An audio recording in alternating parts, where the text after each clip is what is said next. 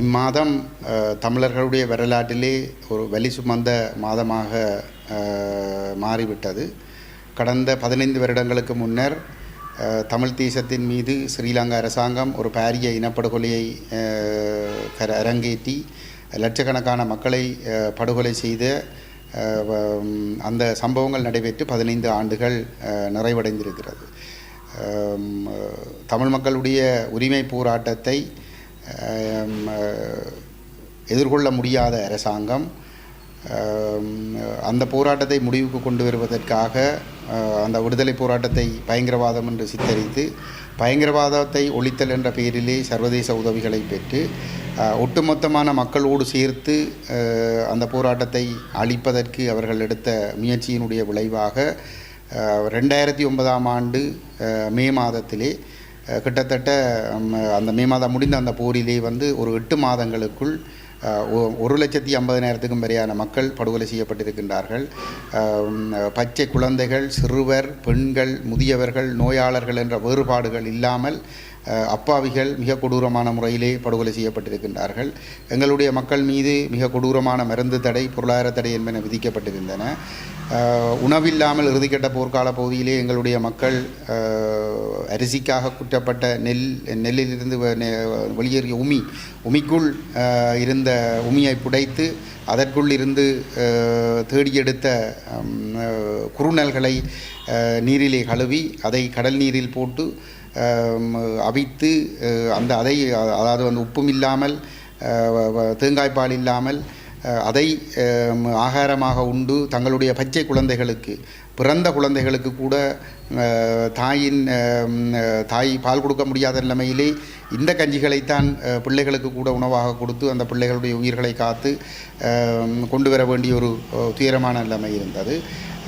அங்கே கொத்துக்குண்டுகள், இரசாயன குண்டுகள், பல்குழல் ஆர்டிலரிகள் போன்ற பல்வேறுபட்ட ஆயுதங்களாலும் மேற்கொள்ளப்பட்ட கூட்டிணைந்த தாக்குதல்கள், விமானப்படையினர், தரைப்படையினர், கடற்படையினர் எல்லோரும் கூட்டிணைந்த தாக்குதல்கள் காரணமாக எங்களுடைய சமூகம் சிதறி சின்னாபின்னமாக்கப்பட்டது. பல்லாயிரம் கோடி பெறுமதியான சொத்துக்கள், கிட்டத்தட்ட 2000 சதுர கிலோமீட்டர் சதுர மைல் பிரதேசம் உள்ள வன்னி பிறப்பிலிருந்து ஒட்டுமொத்தமான மக்களும் அந்த முள்ளிவாய்க்கால் நோக்கி ஸ்ரீலங்கா இராணுவத்தினராலே பலவந்தமாக இடம்பெயர வைக்கப்பட்டிருந்தார்கள். அவ்வாறு மக்கள் செல்லுகின்ற பொழுது தங்களுடைய ஒட்டுமொத்தமான உடைமைகளையும் கொண்டு சென்றிருந்தார்கள். அந்த முழு சொத்துக்களும் இராணுவத்தினராலே அளிக்கப்பட்டிருந்தது. அந்த போர் முடிந்த அந்த மக்கள் திரும்புகின்ற பொழுது அவர்களுடைய ஊர்களிலே, அவர்களுடைய வீடுகளில் இருந்த பெருமளவானவர்களுடைய கோப்பிசங்கள் இல்லை. அவர்களுடைய வீடுகளில் இருந்த அவர்கள் எடுத்துச் செல்ல முடியாத சொத்துக்கள், உடைமைகள் எதுவுமே இல்லை. அனைத்தும் தென்பகுதியில் இருந்து வந்தவர்களால் கொள்ளையடிக்கப்பட்டு கொண்டு சென்றிருந்தது. குறிப்பாக யுத்தம் முடிந்த பிற்பாடு அந்த மக்கள் மீளக்கூடிய வருவதற்கு முன்னதாக லொரியாக இவ்வாறு மக்களுடைய உடைமைகள் ஈட்டிச் செல்லப்பட்ட சம்பவங்களை எங்களுடைய மக்கள் கண்கூடாக கண்டிருக்கிறார்கள். இந்த கொடூரமான சம்பவம் நடைபெற்று 15 ஆண்டுகள் கடந்திருக்கிறது. அந்த போரின் முடிவிலே பல ஆயிரக்கணக்கானவர்கள் ஸ்ரீலங்கா இராணுவத்தினரிடம் கையளிக்கப்பட்டிருக்கிறார்கள். அதாவது போராளிகளாக இருந்தவர்களை சரணடையுங்கள், உங்களிடம் விவரங்களை எடுத்துவிட்டு விடுவிக்கிறோம் என்று கூறி ஒரு நம்பிக்கையை கொடுத்து அந்த போராட்டத்தில் இருந்தவர்களை இராணுவத்தினர் பொறுப்பேற்றார்கள். இவர்கள் இந்த அரசாங்கத்தினுடைய இராணுவத்தினருடைய கதைகளை நம்பி குடும்பத்தினரே இந்த போராளிகளை இராணுவத்தினரிடம் பட்டுவால் பாலத்திலும் ஓமந்தையிலும் வைத்து கையளித்திருந்தார்கள். பல ஆயிரக்கணக்கானவர்கள் அவ்வாறு கையளிக்கப்பட்டிருந்தார்கள். சில பேர் குடும்பத் தலைவர் ஒரு போராளியாக இருக்கிற பொழுது போராளி அல்லாத மனைவி மற்றும் 3-4 பிள்ளைகளோடு கூட சென்று இராணுவத்தினரிடம் சரணடைந்திருந்தார்கள். அவ்வாறு சென்றவர்கள் அந்த பச்சை குழந்தைகளுக்கு கூட என்ன நடந்தது என்பது இன்று வரை தெரியாது. இராணுவத்தினரிடம் கையளிக்கப்பட்ட பின்னர் காணாமல் ஆக்கப்பட்டவர்களுக்கு என்ன நடந்தது என்பது தெரியாது. ஆகவே இந்த 15 வருடங்கள் கடந்தும் இந்த போரிலே நடைபெற்ற இனப்படுகொலைக்கு, மனிதகுலத்துக்கு எதிரான குற்றங்கள், போர்க்குற்றங்கள், இனப்படுகொலை குற்றங்கள் தொடர்பாக எந்த விதமான விசாரணைகளும் நடத்தப்படவில்லை. பாதிக்கப்பட்ட தமிழ் மக்கள், இலங்கை அரசு தான் இந்த படுகொலைகளை செய்தது. ஆகவே இது ஒரு திட்டமிட்ட இனப்படுகொலை. இந்த இனப்படுகொலைக்கு இலங்கை அரசு ஒரு பொழுது நீதி தரப்போவதில்லை. ஆகவே எங்களுக்கு ஒரு சர்வதேச குற்றவியல் நீதிமன்ற விசாரணை நடத்தப்பட வேண்டும் என்று வலியுறுத்தி வருகின்ற போதிலும் கூட பாதிக்கப்பட்ட மக்களுடைய விருப்பத்திற்கு மாறாக இந்திய, அமெரிக்க, ஐரோப்பிய தரப்புகள் இலங்கை மீது ஒரு அழுத்தங்களை பிரயோகித்து சீனாவை கட்டுப்படுத்துகின்ற ஒரு கருவியாக இந்த போர்க்குற்ற விவகாரங்களை கையாண்டு வருகின்ற காரணத்தினாலே இந்த குற்றவியல் விசாரணையை நடத்துவதற்கு அதிகாரமற்ற ஐக்கிய நாடுகள் மனித உரிமைகள் பேரவைக்குள் இந்த பொறுப்புக்கூறல் விவகாரம் 15 வருடங்களாக முடக்கப்பட்டு கொண்டிருக்கின்றது. இதிலே துரதிருஷ்டவசமான விடயம் என்னவென்று சொன்னால், தமிழ் மக்களுடைய உரிமைகளுக்காக நேர்மையாக செயல்பட்ட தமிழீழ விடுதலை புலிகள் இயக்கம் 2009 மே 18 மௌனிக்க செய்யப்பட்ட பிற்பாடு அந்த தமிழ் மக்களுடைய தலைமை சக்தி என்ற இடத்தை பெற்றுக்கொண்ட தமிழ் தேசிய கூட்டமைப்பினர் இந்தியாவினுடைய முகவர்களாக இருந்து கொண்டு இலங்கை அரசாங்கத்திடம் சலுகைகளை பெற்றுக்கொண்டு இந்த உள்ளக விசாரணை பொறிமுறைக்கு ஆதரவு வழங்கி வந்த காரணத்தினால் இந்த மக்கள் 15 ஆண்டுகளாக நீதி இல்லாமல் இருக்கிறார்கள். இராணுவத்தினரிடம் கையளிக்கப்பட்ட அல்லது இராணுவத்தினராலும் இபிடிபியினராலும் புலட் மற்றும் கருணாகுழு பிள்ளையான்குழு போன்றவர்களாலும் கடத்தப்பட்டும் கைது செய்யப்பட்டும் காணாமலாக்கப்பட்ட உறவுகளுக்கு நீதி பெற முடியாது. காணாமலாக்கப்பட்ட உறவுகள் தொடர்ந்தும் கண்ணீரோடு அலைந்து கொண்டிருக்கிறார்கள். ஆகவே இந்த 15வது ஆண்டிலே நாங்கள் தொடர்ந்தும் எங்களுடைய எங்கள் மீது நடைபெற்ற இனப்படுகொலைக்கு ஒரு சர்வதேச குற்றவியல் விசாரணையை வலியுறுத்துவதற்கு நாங்கள் எல்லோரும் அணிதிரள வேண்டும். அதே நேரத்திலே வலிந்து காணாமல் ஆக்கப்பட்டவர்களுக்கு என்ன நடந்தது என்பதை கண்டறிய ஒரு சர்வதேச விசாரணையை வலியுறுத்துவதற்காக நாங்கள் எல்லோரும் ஒன்றாக அணிதிரள வேண்டும். அவற்றுக்கெல்லாம் மேலாக நாங்கள் ஏன் இந்த முள்ளிவாய்க்கால் பேரவலத்தை சந்தித்தோம் என்பதை நாங்கள் எல்லோரும் தெளிவாக விளங்கிக் கொள்ள வேண்டும். அந்த முள்ளிவாய்க்கால் பேரவலம் என்பது நாங்கள் சந்தித்ததற்குரிய பிரதானமான காரணம் 1987 ஆண்டு இனப்பிரச்சினைக்கு தீர்வென்ற பெயரிலே ஒட்டியாட்சிக்குட்பட்ட 13ஆம் திருத்தச் சட்டம் தீர்வாக கொண்டு வரப்பட்டது. அதனை அன்றிருந்த தமிழ் தலைவர்கள் நிராகரித்திருந்தார்கள். தமிழீழ விடுதலை புலிகள் இயக்கம் நிராகரித்திருந்தது. ஏனைய சில இயக்கங்களும் அன்றைய நாளிலே நிராகரித்திருந்தார்கள்.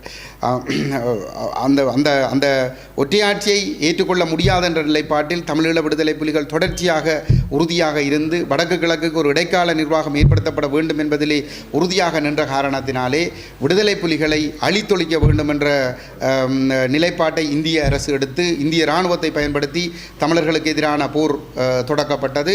அந்த போரினுடைய நோக்கம் என்பது தமிழர்களை அடிபணிய வைத்து ஒற்றையாட்சிக்குட்பட்ட 13ஆம் திருத்தச் சட்டத்தை தீர்வாக ஏற்றுக்கொள்ள வைப்பதுதான் நோக்கமாக இருந்தது. அது ஜேஆர் ஜெயவர்தனா தலைமையிலான ஸ்ரீலங்கா அரசை மகிழ்ச்சிப்படுத்தி இந்தியா தன்னோடு வைத்துக் கொள்வதற்கும் சிங்கள மக்களை மகிழ்ச்சிப்படுத்தி தங்களோடு வைத்துக் கொள்வதற்கும் தமிழர்களை அடிபணிய வைத்து ஒற்றையாட்சியை ஏற்றுக்கொள்ள வைப்பதற்கும் தான் அந்த முயற்சி ஆரம்பிக்கப்பட்டிருந்தது.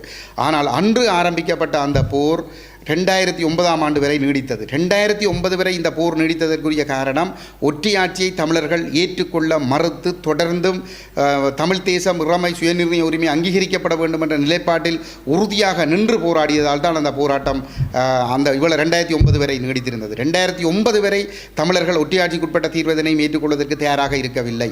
இதை நாங்கள் எல்லோரும் தெளிவாக விளங்கிக் கொள்ள வேண்டும். 2009 மே 18 முள்ளிவாய்க்காலிலே போராட்டம் மௌனிக்கப்பட்டிருந்தாலும் கூட அது அரசியல் ஒரு வடிவம் எடுத்து ஒற்றையாட்சியை நிராகரித்து தமிழ் தேசம் அங்கீகரிக்கப்பட்ட ஒரு தீர்வை நோக்கி அது பயணித்துக் கொண்டிருக்கிறதே தவிர எந்த ஒரு இடத்திலும் போராட்டம் சரணாகதி அடையவில்லை என்பதை நான் தெளிவாக பதிவு செய்து கொள்ள விரும்புகிறேன். ஆகவே முள்ளிவாய்க்கால் இனப்படுகொலை என்பதை நாங்கள் சந்தித்ததற்குரிய காரணம் நாங்கள் ஒற்றையாட்சியை நிராகரித்து ஒற்றையாட்சியை எதிர்த்து நின்று தமிழ் தேசத்தினுடைய அங்கீகாரத்தை வலியுறுத்திய நிலையிலே தான் நாங்கள் அந்த பேரவலத்தை நாங்கள் சந்தித்திருந்தோம். ஆகவே அந்த நாளிலே நாங்கள் அங்கே ஒன்று கூடுகிறோம் என்று சொல்லி சொன்னால் வெறுமனே இறந்தவர்களுக்கு பிதிர்க்கடன் கழிப்பதற்காக ஒன்று கூடுவதாக இருக்கக்கூடாது. மாறாக நாங்கள் அந்த நாள் வரை ஏற்க மறுத்த ஒற்றையாட்சியை தொடர்ச்சியாக நிராகரித்து 13ஆம் திருத்தச் சட்டத்தை தொடர்ச்சியாக நிராகரித்து தமிழ் தேசம் இறைமை சுயநிர்ணய உரிமை அங்கீகரிக்கப்பட்ட ஒரு அடிப்படையிலான ஒரு அரசியல் தீர்வை நாங்கள் எல்லோரும் கூட்டிணைந்து நாங்கள் வலியுறுத்த வேண்டும். இந்தியாவுக்கும் அமெரிக்க ஐரோப்பிய நாடுகளுக்கும் நாங்கள் தெளிவான ஒரு செய்தியை சொல்ல வேண்டும். ஒற்றையாட்சிக்குட்பட்ட தீர்வை எங்கள் மீது திணிக்காதீர்கள், 13ஆம் திருத்தச் சட்டத்தை எங்கள் மீது திணிக்காதீர்கள். அவ்வாறான ஒரு தீர்வை நாங்கள் ஒருபொழுதும் ஏற்றுக்கொள்ள மாட்டோம். எங்களுடைய தேசம் இறைமை சுயநிர்ணய உரிமை அங்கீகரிக்கப்பட்ட அடிப்படையிலான ஒரு அரசியல் தீர்வை கொண்டு வருவதற்கு நீங்கள் இலங்கை மீது அழுத்தங்களை பிரயோகியுங்கள். அந்த நாள் வரைக்கும் நாங்கள் உரிமைக்காக தொடர்ந்து போராடி கொண்டே இருப்போம். ஒருபொழுதும் நாங்கள் இந்த நிலைப்பாடுகளை கைவிட மாட்டோம் என்பதை நாங்கள் ஆணித்தரமாக இந்த சர்வதேச சமூகத்திற்கு சொல்லுவதற்கான ஒரு எழுச்சியாக 15வது ஆண்டிலே நாங்கள் முள்ளிவாய்க்காலை நோக்கி நாங்கள் எல்லோரும் நகர வேண்டும். எங்களுடைய கருத்துக்களை சர்வதேச சமூகம் செவிமடுப்பதற்கு தயாராக இல்லை. 15 ஆண்டுகளாக சர்வதேச விசாரணை வேண்டும் என்று கேட்ட பொழுது எங்களுடைய விருப்பத்திற்கு மாறாக இவ்வாறாக ஐக்கிய நாடுகள் மனித உரிமைகள் பேரவைக்குள் உள்ளக விசாரணை பொறிமுறைக்குள் இந்த சர்வதேச சமூகம் இந்த பொறுப்புக்கூறலை முடக்கி வைத்துக் கொண்டிருக்கிறது. எங்கள் மீது படுகொலை செய்த இலங்கை அரசு தான் செய்த இனப்படுகொலை குற்றங்களுக்கு தன்னைத்தானே விசாரித்து ஒருபொழுதும் தன்னைத்தான் தண்டிக்கப் போவதில்லை. ஆகவே உள்ளகத்திற்குள் ஒரு தீர்வு கிடைக்கப் போவதில்லை. எங்களை போருக்கு பிற்பாடு எங்களை நிம்மதியாக வாழவிடுவதற்கு அரசு தயாராக இல்லை. கட்டமைப்பு சார் இன அழிப்பு தீவிரமடைந்து கொண்டிருக்கிறது. போரால் அழிந்த வடக்கு கிழக்கை அரசு 15 ஆண்டுகளாக புறக்கணித்துக் கொண்டிருக்கிறது. இந்த கடந்த 23ஆம் ஆண்டு நவம்பரில் வரவு செலவு திட்டத்தில் கூட போரால் அழிந்த வடகிழக்குக்கான ஒதுக்கீடு மொத்தம் 2% ஒதுக்கீடுகள் கூட வடகிழக்கின் போரால் அழிந்த பகுதியை கட்டியெழுப்புவதற்காக ஒதுக்கப்பட்டிருக்கவில்லை. மொத்த வரவு செலவு திட்டத்திலே 2% கூட ஒதுக்கப்பட்டிருக்கவில்லை. ஆகவே இவ்வாறான ஒரு சூழலிலே தமிழர்களுடைய பொருளாதாரத்தை கட்டியெழுப்புவதற்கு அவர்கள் உதவ தயாரில்லை. தமிழர்களுடைய நிலங்களை அவர்கள் ஆக்கிரமிப்பதை நிறுத்த தயாரில்லை. பௌத்தமயமாக்கலை நிறுத்துவதற்கு தயாரில்லை. சிங்களமயமாக்கலை நிறுத்துவதற்கு தயாரில்லை. கைதுகள் சித்திரவதைகளை நிறுத்துவதற்கு தயாரில்லை. இவ்வாறான ஒரு இடத்திலே சர்வதேச சமூகமும் இலங்கை மீது அழுத்தங்களை பிரிவிப்பதற்கு தயாரில்லை. இவ்வாறான ஒரு சூழலிலே ஒரு ஜனாதிபதி தேர்தல் நெருங்குகிறது. இந்த தேர்தலை தமிழர்கள் ஒரு மிக பெரும் வலிமை மிக்க ஆயுதமாக கையில் எடுக்க வேண்டும். இந்த தேர்தலை தமிழர்கள் புறக்கணிக்க வேண்டும். இந்த தேர்தலை புறக்கணிப்பதன் மூலமாக தமிழர்கள் ஜனாதிபதி தேர்தலில் வெற்றி பெற விரும்புகிற ஒரு பெரும்பான்மையின கட்சியோ வேட்பாளரோ தமிழர்களுடைய எதிர்பார்ப்பை நிறைவு செய்ய வேண்டும் என்கின்ற முடிவை எதிர்காலத்திலேயும் எடுப்பதற்கான நிர்பந்தத்தை நாங்கள் உருவாக்க வேண்டும். அதே நேரத்திலே இலங்கையிலே சீனாவினுடைய ஆதிக்கத்தை கட்டுப்படுத்தி இந்திய, அமெரிக்க, ஐரோப்பிய நாடுகளுடைய நலன்களை பேண விரும்புகிற அந்த தரப்புகள் தாங்கள் விரும்புகிற ஒருவரை ஜனாதிபதியாக்குவதற்கு தமிழ் மக்களுடைய வாக்குகளை குறித்த நபருக்கு வழங்கி அவரை வெற்றி பெற வைக்க வேண்டுமாக இருந்தால் இலங்கை மீது அழுத்தங்களை கொடுத்து ஒற்றையாட்சி முறைமையை நீக்கி ஒரு சமஷ்டி அரசியலமைப்பை கொண்டு வருவதான ஒரு உறுதிப்பாட்டை வெளிப்படுத்த வேண்டும் என்கின்ற ஒரு நிர்பந்தத்தை இந்த நாடுகள் மீது நாங்கள் ஏற்படுத்த வேண்டும். இவை எல்லாவற்றுக்குமான உறுதி எடுத்துக்கின்ற ஒரு நிகழ்வாக இந்த முள்ளிவாய்க்கால் நினைவேந்தல் நாளை நாங்கள் பயன்படுத்திக் கொள்ள வேண்டும் என்று இந்த இடத்திலே நான் ஒட்டுமொத்த தமிழ் தேச மக்களுக்கும் ஒரு அறைகூவல் விடுக்கின்றேன். இப்பொழுது கொழும்பிலே நடைபெறுகின்ற சம்பவங்களை நோக்குகின்ற பொழுது நாளும் பொழுதும் இந்த நாடு ஒட்டுமொத்தமாக வெளிநாடுகளுக்கு விற்கப்பட்டு முழுமையாக மக்களும் அடிமைகளாக விற்கப்பட்டு விடுவார்களா என்று அஞ்சுகின்ற அளவுக்கு நிலைமைகள் சென்று கொண்டிருக்கின்றது. ஒருபுறம் சீனாவும் மறுபுறம் சீனாவுக்கு எதிராக இந்திய, அமெரிக்க தரப்புகளும் இலங்கையிலே போட்டி போட்டுக்கொண்டு சொத்துக்களை கொள்வனவு செய்கின்ற ஏதோ ஒரு வகையிலே பல்வேறுபட்ட ஒப்பந்தங்கள் ஊடாக இலங்கையினுடைய ஆதிக்கத்திற்குள் உள் விவகாரங்களுக்குள் தங்களுடைய ஆதிக்கத்தை நிலைநிறுத்திக் கொள்வதற்கான போட்டியிலே மிக தீவிரமாக ஈடுபட்டிருக்கின்றார்கள். அந்த வகையிலே இப்பொழுது ஒரு எல்லையை கடந்து சென்று இந்த நாட்டினுடைய உயிர் நாடியாக இருக்கக்கூடிய தேசிய அடையாள அட்டைகளுக்கான டேட்டா என்டரிங் ப்ரொஜெக்ட், அந்த வேலை திட்டத்தை கூட இன்று இந்தியாவுக்கு வழங்குகிற ஒரு முடிவு எடுக்கப்பட்டிருப்பது என்பது இந்த நாடு தன்னுடைய சுயத்தை 100% இழந்து விட்டது என்கின்ற ஒரு நிலையைத்தான் இது வெளிப்படுத்துகின்றது. இது ஒரு மிகவும் ஒரு ஆபத்தான ஒரு விடயமாகவே என்னை பொறுத்தவரையிலே நான் கருதுகின்றேன். இந்தியா ஒரு அயல் நாடு, இந்தியா ஒரு பிராந்திய வல்லரசு, இந்தியாவோடு ஒத்துழைத்து செயல்பட வேண்டும். இந்தியாவினுடைய பிராந்திய நலன்கள் பாதுகாக்கப்படுவதிலே இந்த இலங்கை முழுமையாக ஒத்துழைத்து செயல்பட வேண்டும். சீனா இந்தியாவுக்கு அச்சுறுத்தல் ஏற்படுத்துகின்ற விதமாக சீனா மேற்கொள்ளுகின்ற அனைத்து செயற்பாடுகளையும் கட்டுப்படுத்த வேண்டும் என்பதில் எந்த மாற்று கருத்துக்களும் இல்லை. ஆனாலும் அதற்காக இந்தியாவினுடைய ஒரு கொத்தடிமைகளாக இலங்கை மக்கள் மாற்றப்படுகிறார்களா என்கின்ற ஒரு பாரிய கேள்வி ஒன்று இருக்கின்றது. அண்மையிலே விமான நிலையத்திலே இந்த ஒன்னரைவல் வீசா வழங்குவது தொடர்பான ஒரு சர்ச்சை எழுந்திருந்தது. அந்த இடத்திலே அந்த வீசாவை வழங்கியது ஒரு நிறுவனம் என்று சொல்லப்பட்டது. அந்த நிறுவனம் எந்த நாட்டினுடைய நிறுவனம் என்று தெளிவாக சொல்ல முடியாத அளவுக்கு இலங்கையினுடைய விவகாரத்துக்குள் சர்வதேச தலையீடுகள் அதிகரித்திருப்பதை காணக்கூடியதாக இருக்கின்றது. உண்மையிலே இந்த தேசிய அடையாள அட்டை என்பது இந்த நாட்டினுடைய தேசிய பாதுகாப்போடு 100% சம்பந்தப்பட்ட ஒன்று. இந்த நாட்டு மக்களுடைய தனிப்பட்ட தரவுகள் பாதுகாக்கப்பட வேண்டிய ஒன்று. இவை வெளிநாடு ஒன்றுக்கு வழங்கப்படுவது என்பது இந்த நாடு தன்னுடைய முழு சுயத்தையும் இழந்து தன்னுடைய இறமையை முற்றுமுழுதாக வேறொரு தரப்புக்கு விட்டுக் கொடுக்குதா என்கின்ற ஒரு கேள்வியை தான் ஏற்படுத்துகின்றது. இந்த இடத்திலே நான் ஒரு கேள்வியை கேட்டுக்கொள்ள விரும்புகிறேன். இந்த பெரும்பான்மையின சிங்களவர்களிடம், தமிழர்கள் உங்களிடம் கேட்டுக்கொள்வதெல்லாம், ஒரு காலத்திலே நாங்கள் இந்த நாட்டிலே இந்த தீவிலே தனியாட்சி நடத்தினோம். வடக்கு கிழக்கு தமிழர்கள் தனியாட்சி நடத்திய ஒரு பிராந்தியம்.